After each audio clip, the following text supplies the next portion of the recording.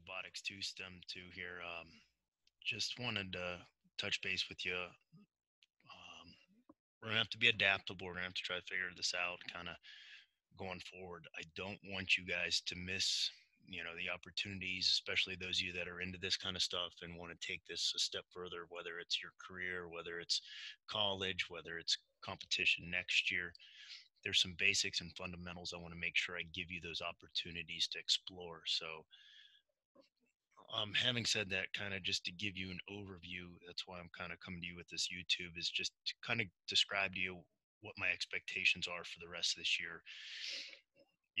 We'll play it by ear. Obviously, we're back in, but who knows what's gonna play out. So, kind of the first thing is going to be CS2N. Understand your CS2N, just like your first semester, the rest of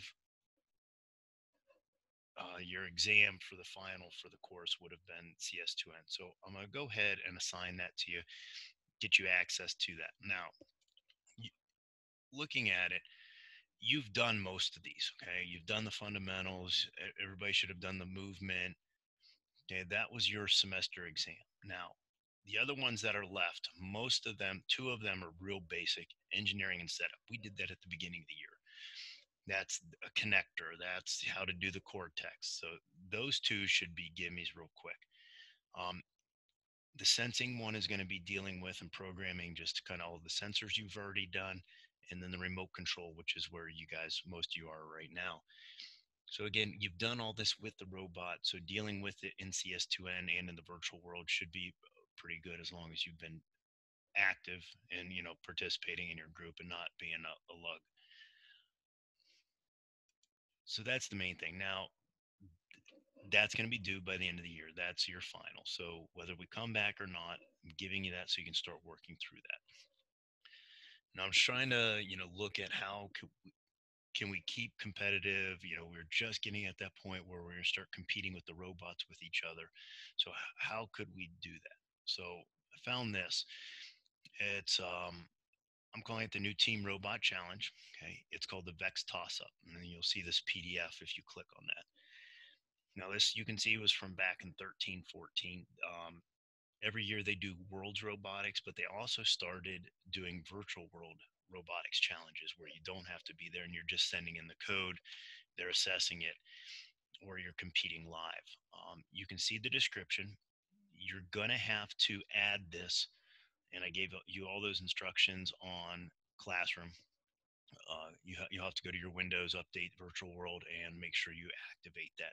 If you don't have that activated or you lost your license key, then I also put that on Classroom so you can put that in there. But you'll have to add the virtual world. It's called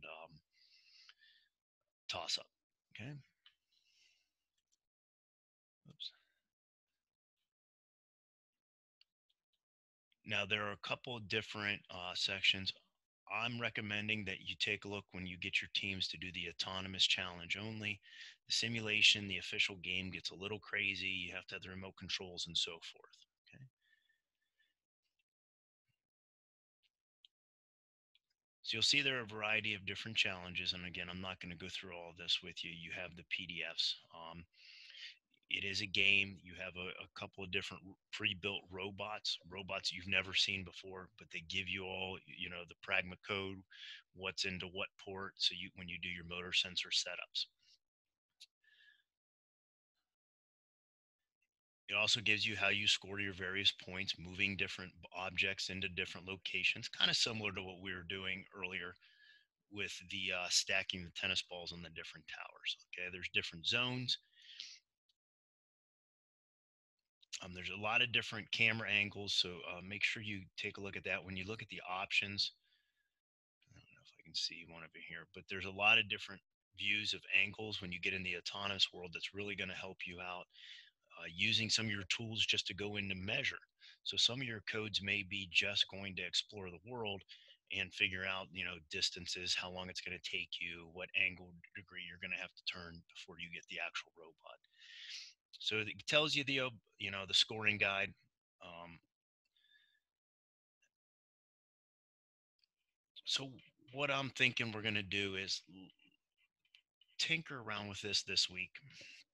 Okay, just kind of focus on your CS2N. Let's see where we are as far as school going out.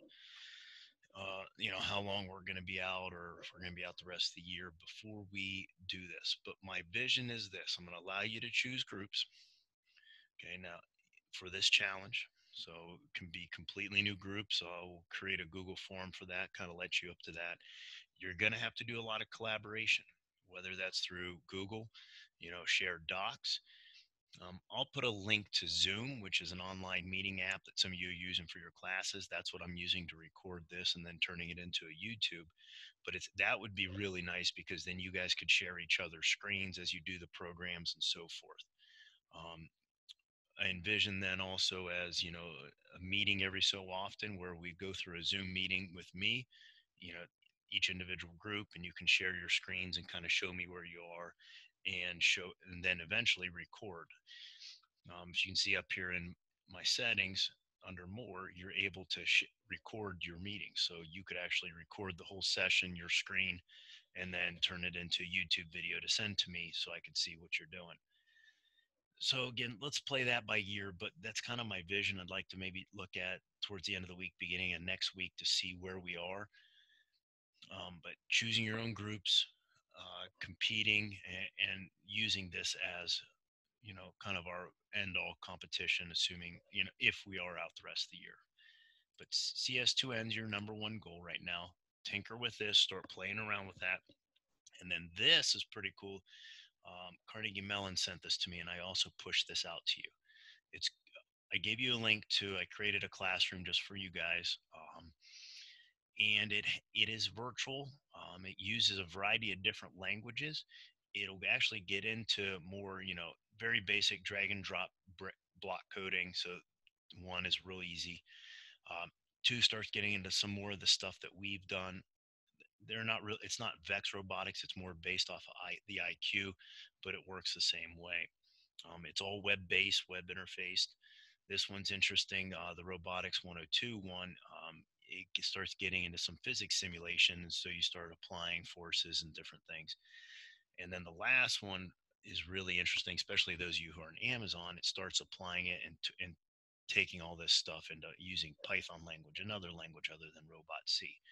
Um, by no means is this any kind of requirement, but I think this would be very valuable for some of you that want to see this or that have some other coding knowledge and want to tinker around with it. So just to summarize, CS2N, that's going to be your final for the year. So let's go ahead, let's start working on that. um, Start planning, start thinking. I'm thinking of maybe teams of 4. We'll see how it goes, maybe teams of 3, but a lot of collaboration. So make sure as you're thinking of this and starting to team up, you start thinking about people you can work well with together. And I've given you that PDF, and you may want to start tinkering around with that just to see and to explore what's out there and what that's going to entail. Again, that link will take you to this PDF that gives you all the descriptions of everything. And then the third thing is just more of a kind of enrichment thing. Those you want to explore some more things and maybe even get into using some Python. Those of you who are in Amazon, or those of you who want to take that Loco Robo next year, that's kind of the stuff we'll be doing, but in hands on. So any questions, again, just email me. Make sure you stay in contact with me. We'll kind of reassess later at the end of this week, beginning in next week, where we're headed. Hopefully we know a little more information about how long or what's going on for the rest of the school year. So hope it kind of laid out and kind of cleared things up of kind of my expectations going forward. And again, please email me if you have any questions.